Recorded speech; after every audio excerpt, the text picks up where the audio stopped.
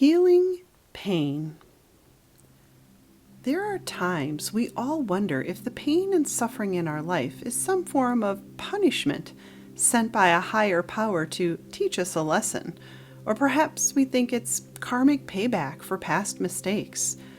We wonder why we're going through such drama, deprivation, turmoil, and physical and emotional pain. We want an explanation as to why these things are happening to us. And yet, A Course in Miracles tells us that all perceived suffering is but at our own hand. Suffering is never punishment.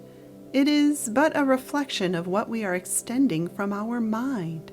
And to change the reflection, we have only to change our mind. This sounds easier said than done. A Course in Miracles states, "The secret of salvation is but this, that you are doing this unto yourself. No matter what the form of the attack, this still is true. Whoever takes the role of enemy and of attacker, still is this the truth. Whatever seems to be the cause of any pain and suffering you feel, this is still true. For you could not react at all to figures in a dream if you knew that you were dreaming. Let them be as hateful and as vicious as they may. They could have no effect on you unless you fail to recognize it is your dream." Where do our minds go wrong if suffering is not what we want, yet we still seem to be bringing it upon ourselves? How do we change our mind to change our experience? It all comes down to our buried, unacknowledged guilt. We are unaware of our guilty projections and do not recognize the stages of our fallen thinking as we go down the dark, deep hole of guilt. And therefore, we do not know how we can reverse the process and heal our pain. Let me make one definition very clear before I begin to explain anything more. The word guilt, as the world understands it, means a feeling of shame or regret. Basically, it's a bad feeling we get in our gut in response to a person or situation, and we know we don't like it. Now, I have come to a deeper understanding of this word through my intense study of A Course in Miracles. The word guilt is interchangeable with the word body and everything associated with it. Everything that causes us pain and suffering is centered around the body. Think about this for a moment. Is there one form of pain that does not in some way involve a body? And so, if we can let go of the idea we are bodies, we release all our pain and suffering, all our guilt. Why does letting go of the idea we are a body relieve our guilt? How does this heal our pain? Because the body is the symbol of the ego's desire to experience separation from God. And secretly, deep down, we feel guilty for trying to do so. With this understanding, the solution to our guilt then becomes clear. In order to heal the idea of separation, we have to remember our unity.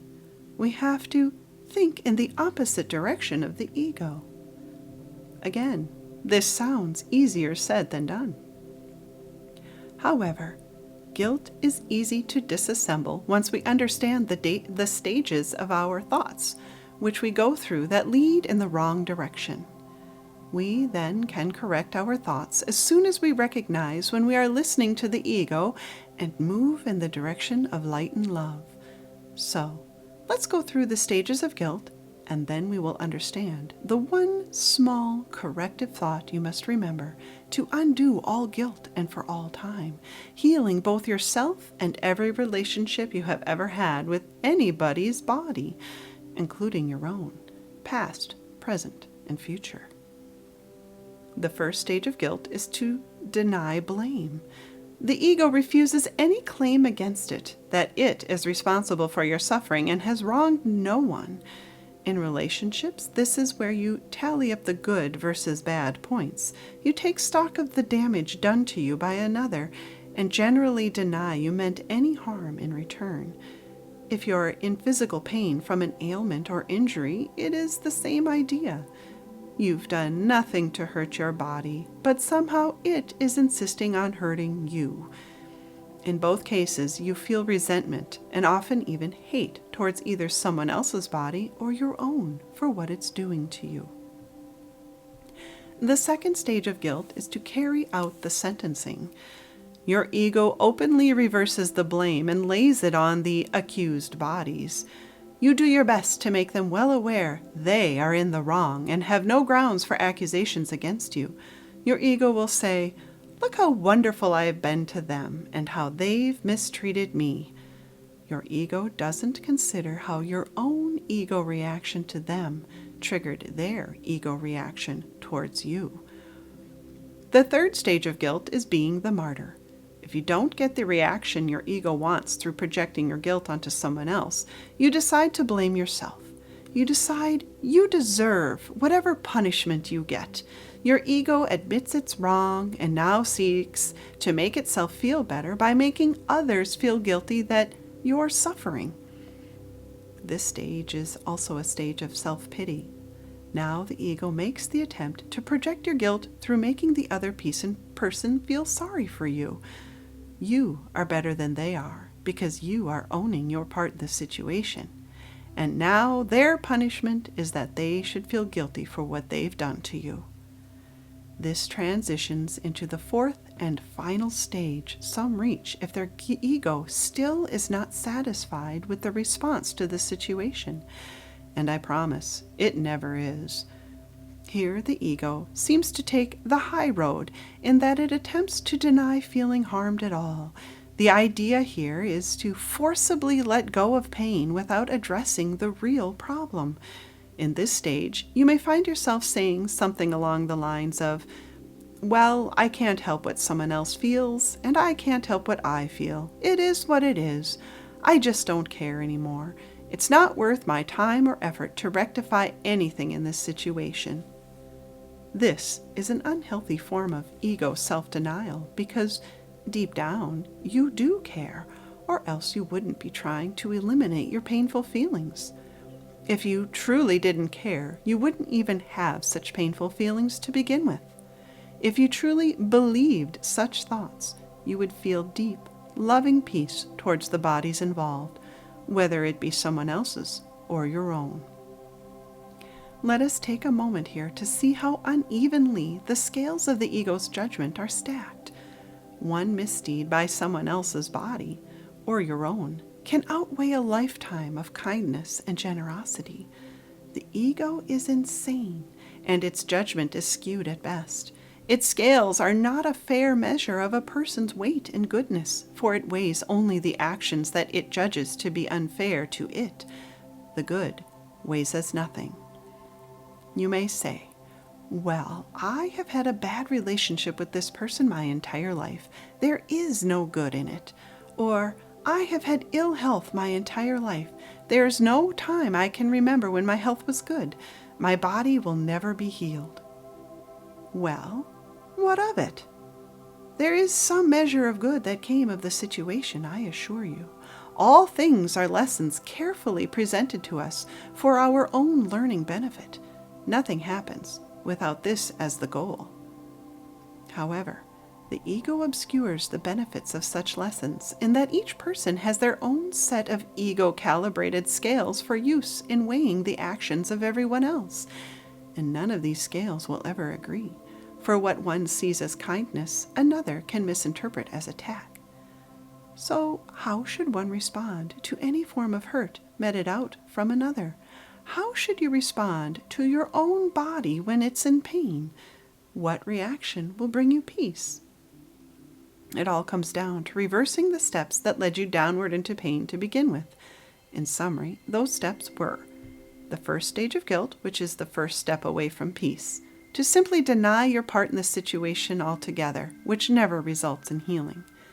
The second stage of guilt is the second step away from peace, to reverse blame by placing it on another, which never results in healing. The third stage of guilt, which is the third step away from peace, to move into martyrdom or self-pity, which never results in healing. The fourth stage of guilt, which is the fourth step away from peace, to deny your feelings or pretending you don't care, which never results in healing. This is the final rung on the descent away from peace. Here you have reached the bottom of where you can go. You have become the ostrich with your head in the sand, and here is where many mental illnesses take hold to cope with these repressed feelings. So, what can be done? How does one climb back up out of the deep, dark hole of guilt to a healed and healthy state of inner peace? I will first explain this to you through an example of my own. There was a time when my teenage daughter and I would have some serious, angry, verbal fights. It was always a situation of each of us wanting the other to say or do the things we each thought was right. You can fill in the blank here. Anything goes. It was truly a, you said this or did that, and now I'm upset situation. Or, I expected this out of you, and you don't seem to care. And so on and so forth. In hindsight, it's obvious to me now that our conflict always came down to our expectations for each other not being met. This caused our egos to flare. And it always ended in my blowing up and acting insanely. I would unleash my full volume as a parent and threaten some form of punishment upon my daughter, thus driving her to tears. It would always end in hysterics. And one day, after such a blow-up, I wondered how to resolve the hurt post-fight and how to prevent such fights to begin with. Why did they occur? The Holy Spirit guided my next words and actions. I went to my daughter's room one day post-fight and said, I know I have acted lovelessly in the past. I can't change that or take it back. The past is gone, but I am loving you now in the present. I have always loved you and will love you forever. It can be difficult to be in this body with its big emotions and ego judgments, and sometimes I let it rule my mind because the ego is insane and I behave insanely. This only activates your own ego, and then we're two crazy people together being insane. I don't like the person I am when I listen to my ego. I'm going to do my best to catch myself in the future before allowing its voice to be my guide. I am sorry for listening to it and the words it produced. All I want us to have is peace. You are entitled to your feelings, and I will not judge them as good or bad. No one is a bad person here. And the ego simply wants others to feel what it thinks it wants them to feel. It does this through trying to control others through making them feel wrong or guilty. This is wrong. I am not your jailer, and I don't think you want to be mine. I will no longer try to control how you feel towards me. I can only control what I feel towards you, and all I want to feel towards you is love. After this talk, my daughter and I have been making steady positive progress in our relationship ever since. I know we will make it through these tumultuous teen years with love triumphing in the end. And so, bottom line, do not fall for the temptation to react to the figures in your dream. Do not take that first step down the ladder into guilt. This dream is yours, and how it plays out is determined by whether or not you will listen to your ego or awaken to its shenanigans.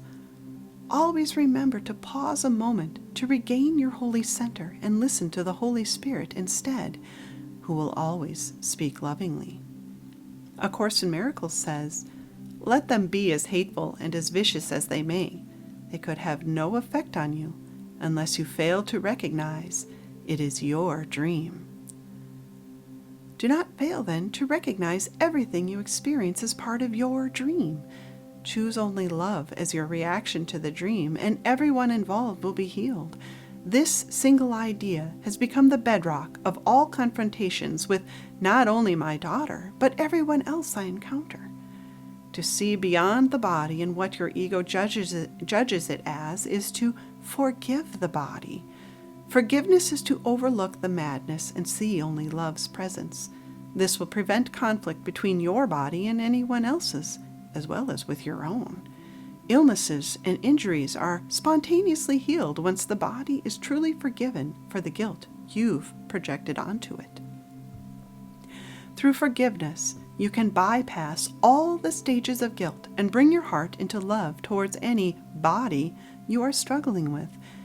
Can you let go of the feelings of being accused? Can you let go of the feeling of accusing others? Can you let go of feeling self-pity, victimization, and self-accusation? Can you let go of resentment towards others for how they appear to be mistreating you? Can you forgive yourself and them? Can you overlook the body and understand you know it isn't who anyone is, and so you really don't know who they are at all? Can you extend true forgiveness, the forgiveness the Holy Spirit teaches, which says, I forgive us both for what never happened in this dream. I relinquish all ego thoughts unto God and allow Him to replace them with His peace.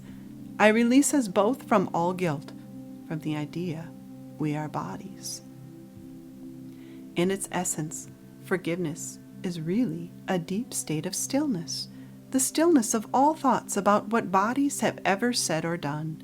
True forgiveness has nothing to do with the past. It does not mean you agree or disagree with anything, does not mean anyone gets by with anything, does not mean you like or agree with what's happened in the past. Forgiveness simply sees no right or wrong at all. It merely judges not and lets all thoughts rest in the peace of knowing we know nothing as it is in truth. In truth, we are great beings, created as part of God's light and love, all equal parts of His one Son. Can you see this? The ego cannot. Therefore, do not believe a word it says in your head. Do not listen to something that doesn't know the truth. Search instead for the feeling of your interconnectedness with loved ones and your perceived enemies alike. For in doing so, you search only for the truth, and God will show it to you. When I am truly distraught by something and seem to have forgotten all I know about the truth, several phrases from chapter 31 of the text of A Course in Miracles come to mind as my safety net. I return to these phrases time and again to help pull me back to sanity, and they are, I do not know the thing I am, and therefore do not know what I am doing, where I am, or how to look upon the world or on myself.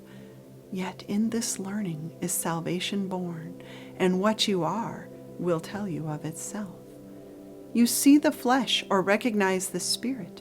There is no compromise between the two. What you decide in this determines all you see and think is real and hold as true. If you choose the flesh, you will never escape the body as your own reality, for you have chosen that you want it so. But choose spirit, and all heaven bends to touch your eyes and bless your holy sight, that you may see the world of flesh no more, except to heal and comfort and to bless. End quote.